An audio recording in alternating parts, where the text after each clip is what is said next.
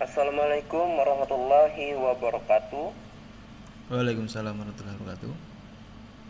Dalam proses pembuatan sebuah aplikasi berbasis web maupun berbasis mobile, tentu memiliki beberapa tahapan yang harus dilakukan. Dan dalam proses pembuatan tersebut, terdapat pada salah satu mata kuliah yang ada di jurusan Teknik Informatika, yaitu adalah manajemen proyek perangkat lunak. Pembuatan video ini ditunjukkan untuk memenuhi tugas mata kuliah manajemen perangkat lunak. Pada tugas kali ini, kami sebagai mahasiswa dibagi sebanyak 7 kelompok yang membahas materi-materi sebagai berikut. Untuk kelompok pertama, manajemen ruang lingkup proyek. Selanjutnya, perencanaan proyek perangkat lunak. Selanjutnya, manajemen sumber daya manusia. Selanjutnya, manajemen waktu dan proyek. Selanjutnya, manajemen biaya dan proyek. Selanjutnya, manajemen risiko dan proyek. Yang terakhir, manajemen kualitas dalam proyek. Pada kelompok kami yang berisikan yang pertama ada Febrian Cahyo Ramadan dengan NPM 22100100032. Yang kedua ada Muhammad Aryadi Perdana Putra dengan NPM 22100100062. Yang terakhir ada Muntahar Rosyid Ridho dengan NPM 22100106114. Kelompok kami adalah kelompok 4 yang membahas manajemen sumber daya manusia. Dalam pembahasan ini, kami kelompok 4 yang pertama akan menjelaskan konsep dasar, dan selanjutnya kami akan menjelaskan pengantar manajemen proyek perangkat lunak, akan membahas konsep dasar, tujuan, dan ruang lingkup proyek. Yang kedua ada proses pembentukan tim dan peran masing-masing anggota. Untuk materi yang pertama yaitu pengantar manajemen proyek perangkat lunak, konsep dasar, tujuan, dan ruang lingkup. Saya minta kepada teman saya Febrian Cahyo Ramadan untuk membacakannya. Silakan. Oke, terima kasih izin Mas. Saya akan membacakan soal pengantar manajemen proyek perangkat lunak ya. Ini ada di konsep dasar manajemen proyek perangkat lunak. Manajemen proyek perangkat lunak adalah keseluruhan proses perencanaan, perorganisasian, pengawasan, dan pengendalian yang terlibat dalam pengembangan perangkat lunak. Proses ini dimulai dari tahap perencanaan hingga implementasi akhir produk. Tujuan utamanya adalah untuk memastikan bahwa proyek perangkat lunak selesai sesuai dengan satu spesifikasi yang telah ditentukan, anggaran yang telah disetujui, dan jadwal waktu yang telah direncanakan. Manajemen proyek perangkat lunak mencakup aspek teknis, komunikasi, dan pengelolaan sumber daya untuk mencapai keberhasilan proyek secara keseluruhan. Oke, next. Ini untuk tujuan manajemen proyek perangkat lunak ya. 1. Mencapai tujuan proyek, yaitu menyelesaikan proyek perangkat lunak sesuai dengan kebutuhan dan harapan klien. Tim menyusun spesifikasi yang jelas dan terukur untuk meminimalkan perubahan dan mengelola perubahan permintaan selama siklus proyek. Untuk nomor 2, efisiensi pengguna sumber daya, memastikan penggunaan waktu, anggaran, dan SDM yang optimal. Menyusul jadwal yang realistis, menghindari pemborosan sumber daya melalui perencanaan dan kontrol yang tepat. Untuk nomor 3, kualitas produk, menghasilkan perangkat lunak yang memenuhi standar kualitas yang telah ditentukan. Melakukan pengujian perangkat lunak untuk memastikan bahwa fungsionalitas, keamanan, dan kinerja produk memenuhi standar. Oke, next. Ruang lingkup proyek perangkat lunak.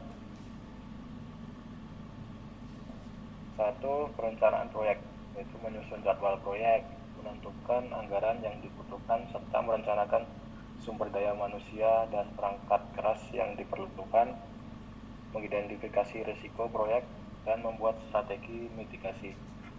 Untuk ruang lingkup nomor 2 itu ada di pengembangan, desain sistem, membuat desain arsitektur, dan interface perangkat lunak. Implementasi pengkodean perangkat lunak sesuai dengan desain yang telah disetujui.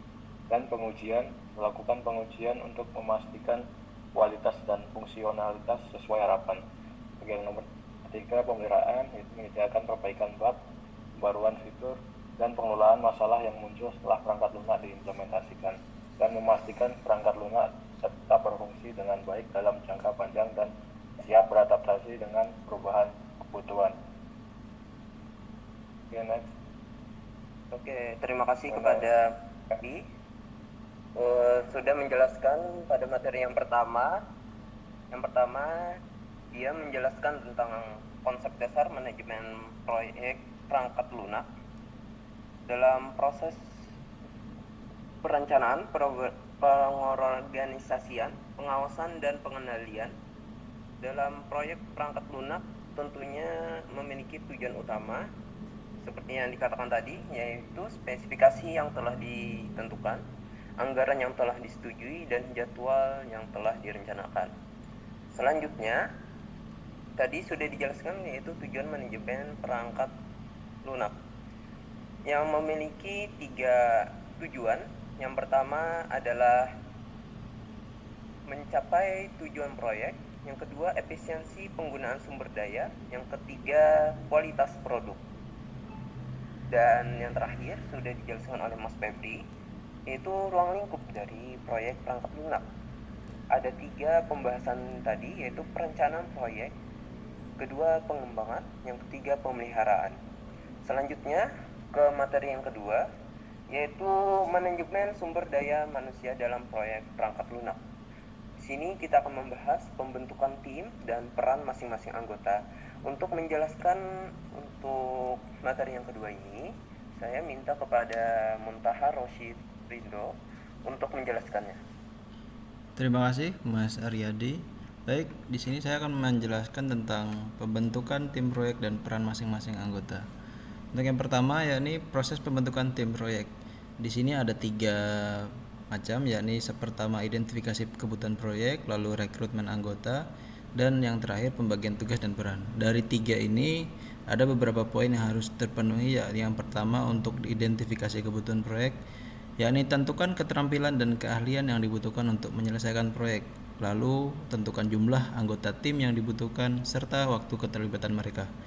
Untuk yang kedua, poin-poin ini ada 2, ya dari poin rekrutmen anggota tim, yakni pilih anggota tim berdasarkan keahlian teknis, pengalaman, dan kemampuan bekerja dalam tim, serta pertimbangkan aspek budaya tim untuk menciptakan lingkungan kerja yang mendukung.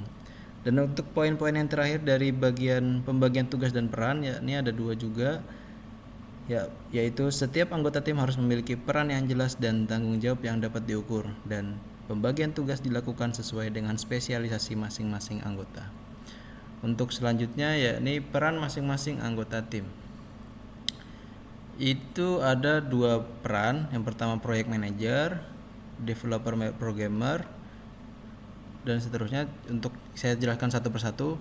Untuk project manager, peran-peran masing-masing anggota tim yakni tanggung jawab utama memimpin tim dan mengelola keseluruhan proyek. Tugasnya yakni merencanakan, mengorganisir, dan mengawasi eksekusi proyek, lalu mengatur anggaran, jadwal, dan sumber daya proyek, serta mengkoordinasi tim untuk memastikan bahwa tujuan proyek tercapai tepat waktu. Dan peran yang kedua yakni developer atau programmer. Nah, pada kali ini tanggung jawab utama mereka yakni mengembangkan perangkat lunak sesuai dengan spesifikasi yang diberikan. Dan tugas-tugasnya yakni mencakup menulis kode perangkat lunak sesuai dengan desain sistem, lalu memecahkan masalah teknis yang muncul selama pengembangan, dan mengikuti standar pengembangan perangkat lunak yang ditetapkan. Untuk peran selanjutnya yakni Quality Assurance Q atau QA _ tester.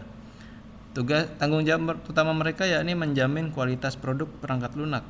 Tugas-tugasnya mencakup melakukan uji coba dan pengujian perangkat lunak untuk memastikan kualitasnya, menemukan dan melaporkan bug atau masalah teknis dalam perangkat lunak, dan terakhir yakni bekerja sama dengan tim pengembang untuk memperbaiki masalah yang ditemukan.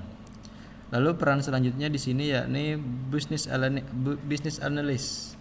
Tanggung jawab utama mereka yakni menganalisis kebutuhan bisnis dan mengkonversinya menjadi spesifikasi teknis.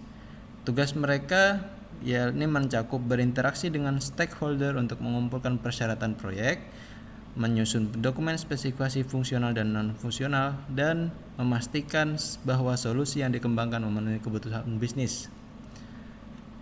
Yang selanjutnya perannya yakni UX atau UI designer. Tanggung jawab mereka mendesain antarmuka pengguna yang mudah digunakan dan menarik. Tugas mereka mencakup merancang tampilan dan interaksi aplikasi berdasarkan pengalaman pengguna, lalu membuat wireframe dan prototipe untuk menguji antarmuka pengguna, serta bekerja sama dengan tim pengembang untuk mengimplementasikan desain. Untuk peran selanjutnya yakni sistem arsitek. Tanggung jawab utama mereka yakni merancang struktur sistem perangkat lunak secara keseluruhan. Tugas-tugas yang mencakup yakni memilih dan merancang arsitektur perangkat lunak yang efisien, memastikan bahwa sistem dapat diskalakan dan dapat dipelihara dalam jangka panjang, serta menentukan pilihan teknologi yang akan digunakan dalam proyek. Dan untuk peran selanjutnya yakni administrator SDM. Tugas tanggung jawab utama mereka yakni mengelola aspek administratif terkait SDM dalam proyek. Tugas-tugas mereka mencakup mengelola dokumentasi, kontrak dan kebijakan perusahaan, menyusun jadwal dan pengaturan sumber daya manusia, serta mengkoordinasi antar manajer proyek dan anggota tim terkait masalah administratif. Selanjutnya, yang tadi itu merupakan peran masing-masing anggota tim, dan yang ini pentingnya kolaborasi dalam tim proyek. Kolaborasi yang baik antar anggota tim sangat penting untuk memastikan proyek berjalan dengan lancar. Setiap anggota tim harus saling mendukung, berbagi pengetahuan, dan bekerja sama untuk mencapai tujuan proyek. Beberapa hal yang dapat meningkatkan kolaborasi adalah: pertama, komunikasi yang efektif. Pastikan semua anggota tim selalu terhubung dan dapat bertukar informasi dengan mudah. Lalu yang kedua yakni rapat tim dengan berkala. Lakukan rapat tim secara rutin untuk mengevaluasi progres dan menyelesaikan masalah yang muncul. Serta yang terakhir yakni lingkungan kerja yang mendukung. Ciptakan lingkungan yang kondusif untuk inovasi dan kreativitas tim. Selanjutnya tentang rekomendasi untuk manajer proyek. Ada beberapa poin. Yang pertama, identifikasi dan tentukan kebutuhan tim dengan jelas. Sebelum merekrut, pastikan peran dan tanggung jawab masing-masing anggota tim sudah didefinisikan dengan jelas. Poin yang kedua yakni pilih anggota tim dengan keahlian yang sesuai. Pilih individu dengan keahlian teknis yang dibutuhkan untuk setiap fase proyek. Dan yang terakhir, fasilitasi kolaborasi yang baik. Gunakan alat manajemen proyek dan platform komunikasi untuk menjaga koordinasi tim tetap lancar.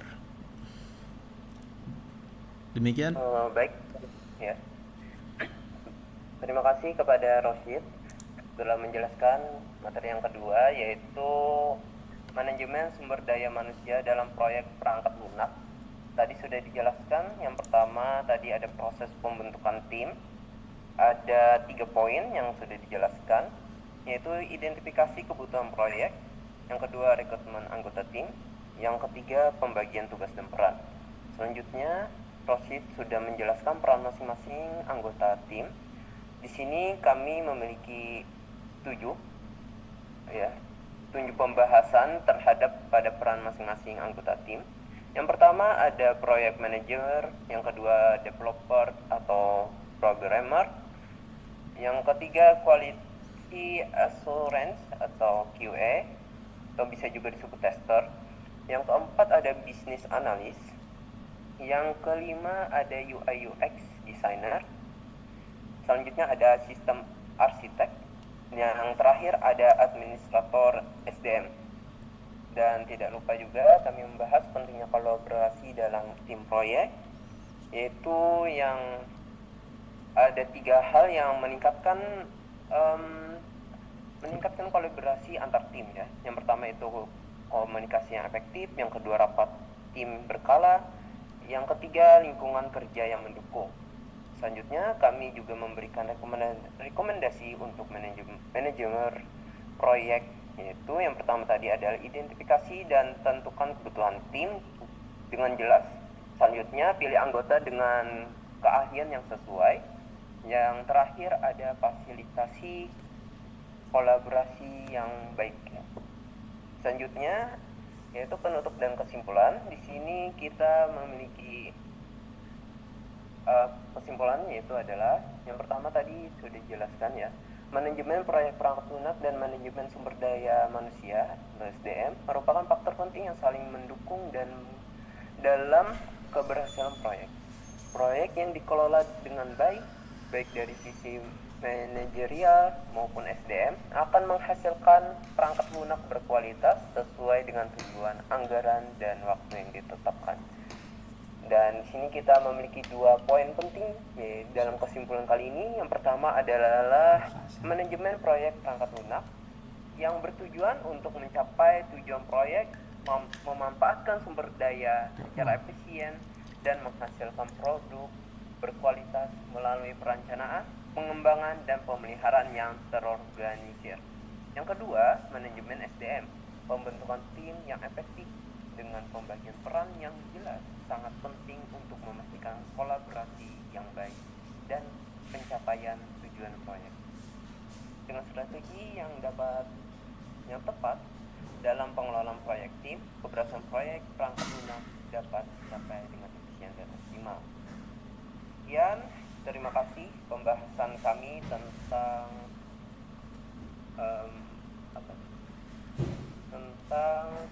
pengantar manajemen,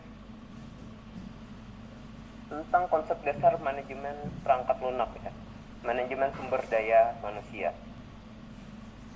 Silahkan bagi yang mau bertanya untuk kelompok lainnya, karena di sini kita memiliki 7 kelompok rasanya yang membahas masing-masing yang dibahas pada setiap kelompoknya yang sudah saya katakan di sebelumnya.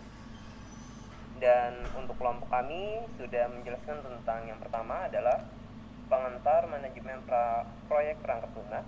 Kami sudah menjelaskan konsep dasar, tujuan, dan ruang lingkup proyek. Dan terakhir untuk pembahasan kami, yaitu pembahasan di kelompok 4 adalah manajemen sumber daya manusia, pembentukan tim proyek, dan peran masing-masing anggota. Sekian, terima kasih pembahasan kami.